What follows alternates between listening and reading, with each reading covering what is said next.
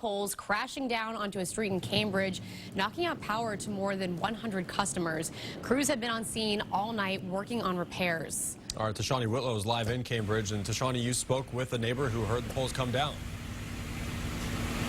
Yeah, I did speak with a neighbor, but I actually just spoke with a mother without power, and she tells me she and her children are staying warm by wearing multiple layers and by being bundled up under multiple blankets. Now, I'm going to take a step out of the shot so you can see the mess behind me, the cleanup already beginning here.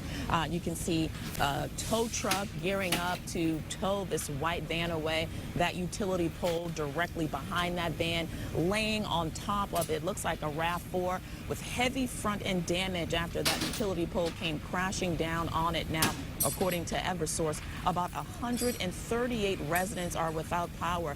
That's their primary concern right now. After a car accident on Washington Street took down 4 poles, 2 vehicles were damaged in the process. This happening right by Newtown Housing Development. Now, a resident tells me he heard a loud noise around 2:30 this morning and walked outside and spotted the damage. He heard a big boom.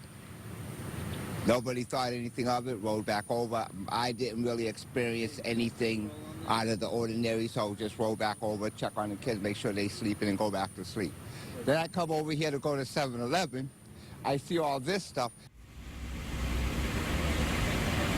And now that resident who lives in the Washington Elms housing complex tells me he is not impacted. Meanwhile, an Eversource worker told me they're trying to figure out if a truck or a car is responsible for this damage. Nonetheless, that driver fled, and at this time they are working to restore power to the residents here that are impacted, and that since they don't have power, some of them also don't have heat. We'll continue to follow the story and bring you any new updates as soon as we get them, both on air and online at cbsboston.com. For now, live in Cambridge, Tashanea Whitlow, WBZ News.